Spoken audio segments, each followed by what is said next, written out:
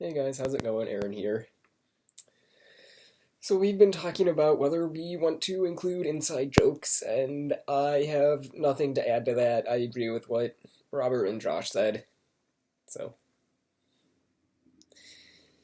as far as a 5-year plan, I really do not like this question.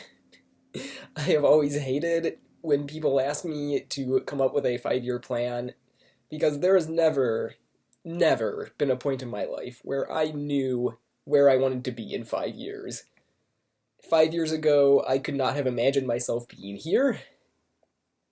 5 years ago, my 5-year plan would have been get a degree, and then I don't know. So my 5-year plan now is get a degree, and then I don't know. Uh, I'll probably won't have a degree in 5 years. They tell me that this program I'm in takes 5 to 7 years to get a PhD, so 5 is like really optimistic, probably not gonna happen. As far as books I have been reading, I recently also meaning within the past year, read a web serial called Worm. It is a fantasy story about people with superpowers. It's really good, and I highly recommend it. Just not for you, Robert. I feel like it has a bit more adult content than what you're probably looking for. The other reason I might not recommend it is that it's kind of long, and by kind of long, I mean really long. Like, you know that joke about War and Peace? That they should make bulletproof vests out of copies of War and Peace because the book is so long even bullets couldn't get through it? Worm is almost 3 times longer than War and Peace. But the benefit of it being so long is that there are a lot of themes in there. So I'm gonna highlight just a couple of the major themes that I found while reading it. The first theme I'd like to highlight is not a theme I agree with, but it's one that comes up so often in the book that I feel like it would be wrong not to address it. And this is the idea that there is no altruism. Nobody ever helps anybody unless they're going to get something out of it themselves. And that's a very interesting take for a superhero book. Usually you think of like Superman and he's helping people because he wants to help people and that's all there is to it.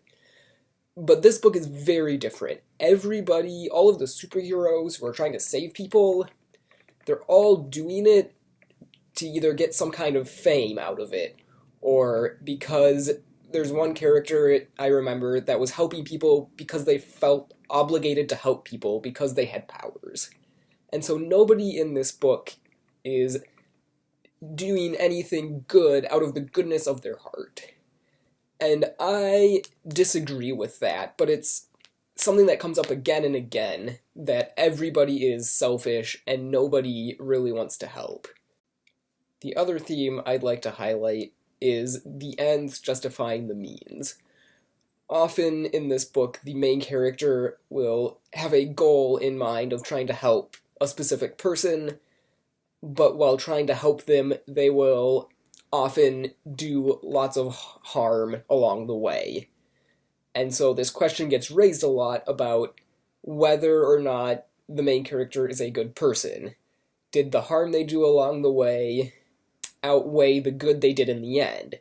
Does it matter if the good they did in the end outweighed the harm, considering the harm they did? Right? Is it okay to save somebody if it means infringing upon their free will? And questions like this get raised a lot in the book as well. And finally, because it is my turn to continue the conversation with a new question, I would like to discuss the internet and how it is affecting our society. And I'm thinking specifically of 2 different things. The first is how easy it is to put information onto the internet. These videos and that book I mentioned are good examples of that. Anybody can make a video and upload it to YouTube. Anybody can write a book and post chapters of it to their blog page. The second is how easy it is to retrieve information. and I'm thinking along the lines of copyrighted information. It is very easy to find a song and illegally download it, for example. So how is this affecting our society, and how will it continue to affect our society in the future?